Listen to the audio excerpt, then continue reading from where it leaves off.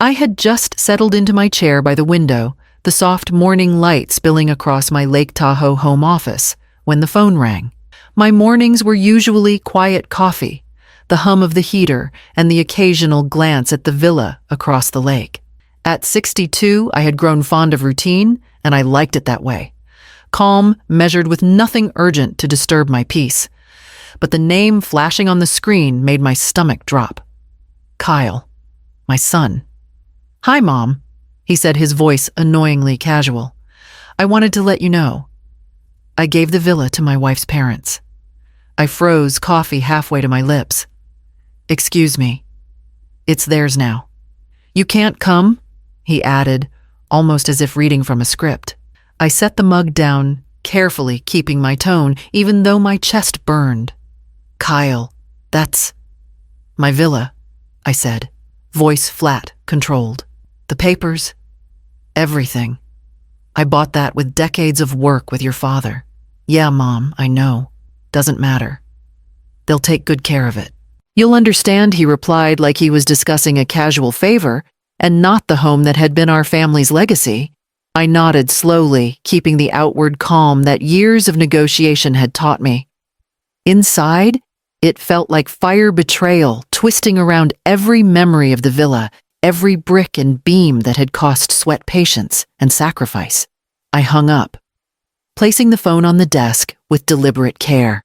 I stared at the lake beyond my window, its surface calm and untouched, and felt a hollow weight pressing against my chest. The villa, the sanctuary my husband and I had built, was gone, or at least in the hands of people who didn't see its meaning. I sank back into my chair, letting the quiet settle over me, and for the first time in years, I wondered if I could find a way to reclaim it, or at least my sense of control. I leaned back in my chair, staring at the faint ripple of sunlight across Lake Tahoe, and the villa came alive in my mind as it had when we first built it. The smell of fresh timber sawdust, mingling with pine from the surrounding forest, and the crisp lake air that had greeted us each morning during construction, all of it felt impossibly close, yet achingly distant. I remembered the day my husband James had guided me through the half-built rooms, his hand warm around mine, as we imagined what the villa would become. We had chosen every detail together, the pale stone tiles that caught the morning light just right, the wrought iron chandeliers that hung over the dining room where so many family dinners would be celebrated, the furniture we painstakingly picked from catalogs and local artisans. James had laughed when I insisted on a tiny reading nook tucked between the windows overlooking the lake, teasing that I was building a secret kingdom for my books.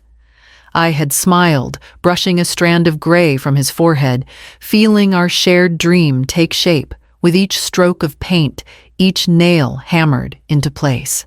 The villa had never been just a house. It was a repository of laughter, quiet mornings with coffee steaming in the living room. Snowstorms watched through large bay windows, with blankets wrapped around us, the glow of fireplaces reflecting in James's eyes. Even after he passed, the villa had been my refuge, a place where grief softened and memories of him and our life together felt tangible and alive. I had walked through its rooms hundreds of times, running my hands along walls, tracing the contours of counters and shelves, remembering the warmth of his presence even in absence. And now it was gone, or at least the control over it was. Kyle's casual words replayed in my mind. "It's theirs now. You can't come." I could almost hear James's quiet disapproval, a gentle nudge reminding me that I had built something worth protecting, something that deserved more than resignation. The villa had been my anchor, my identity, the living echo of our years together. And that truth only deepened the sting, leaving me with a quiet, simmering resolve beneath the grief and nostalgia.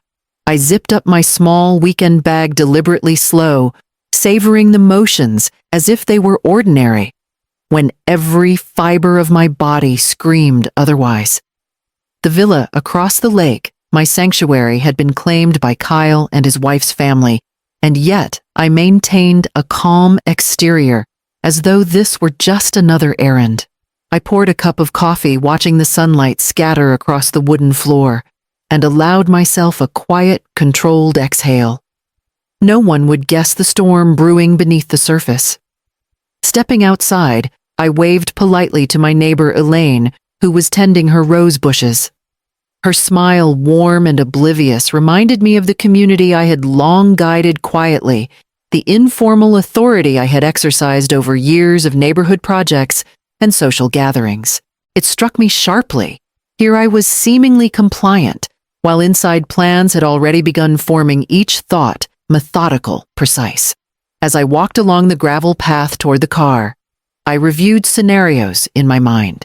Each possibility, each reaction from Kyle or his in-laws was a thread I began to weave into a larger strategy.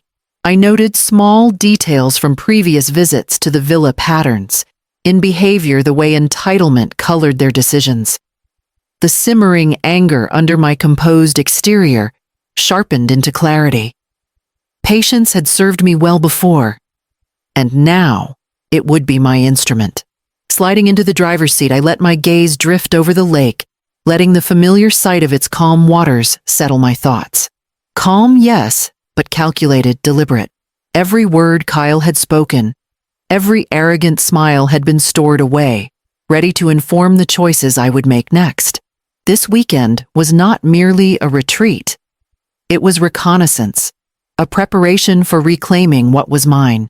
Beneath the surface of polite composure, the wheels were turning quietly, inexorably toward action. I arrived at Marcus Chen's office just as the morning sun struck the marina across the bay, casting golden reflections over the water. Marcus, my lawyer for over 15 years, greeted me with a firm handshake and a knowing glance. His office smelled faintly of polished wood and old books, a reassuring steadiness amid the chaos of my thoughts. I need to protect the villa. I began, keeping my voice measured. Kyle has handed it over to his wife's family. I can't let them treat it as their own. Marcus leaned back, tapping a pen against his desk. Legally, Margaret. There are ways to reinforce your rights, but timing is critical. If they've already taken possession, the process gets tricky. We'll need all property records, deeds, and any previous agreements. And keep in mind, family disputes escalate quickly. You want a strategy that's airtight, not reactive. I nodded, absorbing every word. Legalities alone weren't enough. I needed an edge. Later that afternoon, I met with Derek, my neighbor, and a tech consultant. His apartment smelled of soaring flux and coffee. He was already tinkering with a small array of sensors and motion detectors, casually lifting a circuit board. They'll act like owners, Derek said without looking up. We can set up responses, lights, sounds, even environmental triggers that are subtle but unmistakable. Psychological nudges. Nothing illegal, just enough to assert control and signal boundaries. I watched him outline possibilities, imagining each sequence, each reaction. He made suggestions about cameras, programmed lights, and discrete alerts, all designed to maintain legality, while amplifying the villa's presence as mine. By the time I returned home, the afternoon sun had softened. I leaned against the balcony railing, reviewing every option, weighing timing, cost, and risk. A plan was forming in my mind, a careful mix of legal and technological precision. Each choice sharpened my focus, turning anger into calculated determination. The villa was mine, and I intended to ensure that reality would be impossible to dispute. The villa seemed impossibly still that morning, sunlight spilling across the polished floors. Yet beneath the serene surface, every corner was being quietly transformed. I moved through the rooms with a precise rhythm, directing Derek as he installed cameras at discrete angles and motion sensors. Along hallways, each device calibrated to catch the slightest movement. The humming of equipment mingled with the scent of fresh pine from the lake breezes, drifting through open windows, a reminder that the villa had always been alive with energy, now repurposed for defense. Legal protections were equally critical. Marcus had spent the previous night drafting supplemental documentation, ensuring any claims to the villa could be swiftly contested. I reviewed the papers, initialing each page, visualizing how they would hold up if challenged. It was methodical, almost meditative work proof that control could be maintained without confrontation, that the villa could be protected without losing its dignity. Derek moved from room to room, adjusting lights to respond to motion-setting sequences, where soft alerts escalated into more noticeable warnings. He explained each minor psychological cue, a flicker of lights here, a subtle audio alert. They're designed to unsettle intruders without crossing legality. I nodded, imagining Kyle and his in-laws stepping through the door unsuspecting, and the villa responding in ways they would not anticipate. I walked the property several times, rehearsing scenarios in my mind. What if Kyle hesitated at the threshold? What if his wife tried to assert dominance? What if her parents brought furniture or belongings ahead of time? Each question was answered in my mental plan. Each outcome rehearsed with exacting precision. By late afternoon, everything was in place. The villa looked untouched, pristine, an ordinary weekend retreat. Yet beneath the calm, the legal documents were secured. Sensors, ready cameras recording, and the subtle psychological cues poised to activate. I paused in the main living room, running my hands along the counter, taking in the view of the lake that had always grounded me. A low thrill of anticipation coursed through me, tempered by the patience and strategy I had honed over decades. The stage was set. Soon they would arrive confident and unchallenged, unaware that every detail had been anticipated, every move accounted for. And when that moment came, the villa would no longer just be a home, it would be a testament to deliberate, measured control and to the power of preparation over entitlement. The rumble of a rented SUV echoed up the gravel driveway, announcing their arrival before I even stepped outside. Kyle was at the wheel, his posture casual, a self-satisfied grin tugging at the corner of his mouth. Beside him, his wife Lauren clutched a tote bag as if it contained the keys to the universe. Behind them, her parents shuffled out with the ease of people who had never been denied what they believed was rightfully theirs. I watched from the balcony, coffee cup in hand, as they unloaded boxes and furniture from the SUV, each item placed with meticulous certainty, their movements confident, almost theatrical. It was clear they expected no resistance, that the villa was theirs by virtue of entitlement alone. Kyle's dismissive wave caught my attention. He had already spotted me, his lips curling in a patronizing smile. "This is nothing, Mom. Just come inside," he called, as if he were inviting me to observe their dominion rather than participate. Lauren's smug glance met mine, the kind that signaled victory, the silent acknowledgement that she had already won. Her parents were equally assured, moving through the living room as if they had long rehearsed this choreography of occupation. My pulse tightened, but I remained outwardly calm, masking the surge of moral outrage that flared behind my eyes. I noted every detail, the way Kyle's shoulders tensed when he lifted a heavy box. The slight hesitation of Lauren when maneuvering a chair through the hallway, the way her father's attention flickered toward the stairwell, scanning the layout as though it were a map to be conquered. These small imperfections would be useful later data points for the plan I had set in motion. I sipped my coffee, letting the calm veneer settle over me. Beneath it, every muscle was coiled, every thought, cataloging movements, predicting reactions, anticipating mistakes. They had arrived believing they had taken what was mine, but I had spent days preparing for this moment, turning their confidence against them.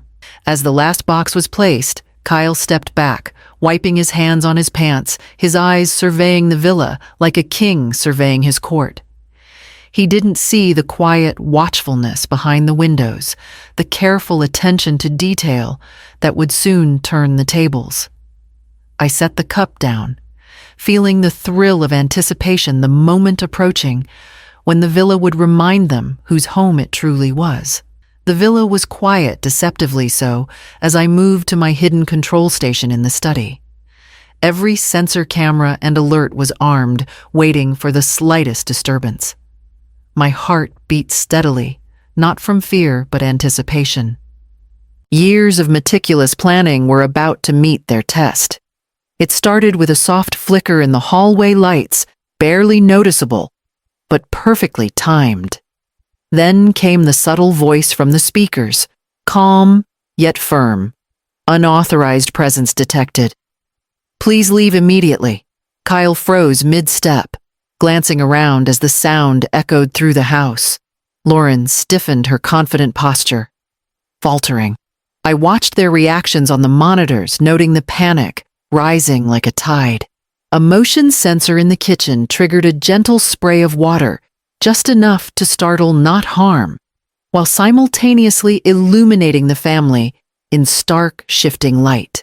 Lauren shrieked and yanked her hands back from the counter, and her parents scrambled to the doorway, eyes wide, muttering frantic questions.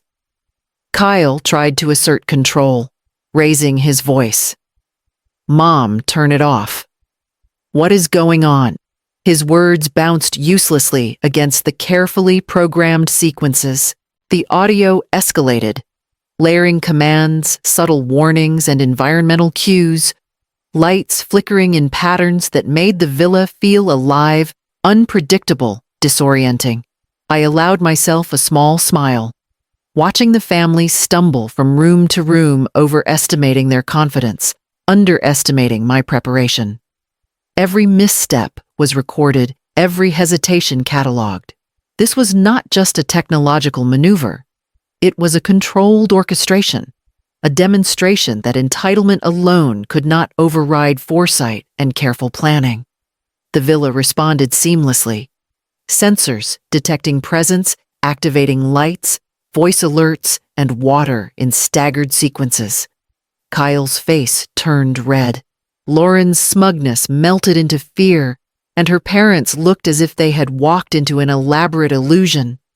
I leaned back, observing from my vantage point a mixture of satisfaction and empowerment, warming me from the inside. Hours of tension condensed into minutes of chaos for them, and yet not a single step crossed the line into harm. This was justice measured precise and unequivocal. I knew then that the villa was mine, not just in papers and permits, but in principle, in control, and in memory. Their confidence had been shattered, replaced by a dawning realization that possession without respect was meaningless. By the time Kyle, Lauren, and her parents recovered from the villa's subtle chaos, I was waiting in the main living room, calm and composed. The air was still the echoes of lights and water fading, leaving only the tension of expectation. Kyle stormed in first, his fists, clenched eyes blazing with frustration. Lauren followed, attempting to maintain her composure, while her parents lingered behind their faces, a mix of irritation and unease. You went too far, Mom, Kyle spat, voice sharp. This isn't funny. Turn it off. Give us the villa.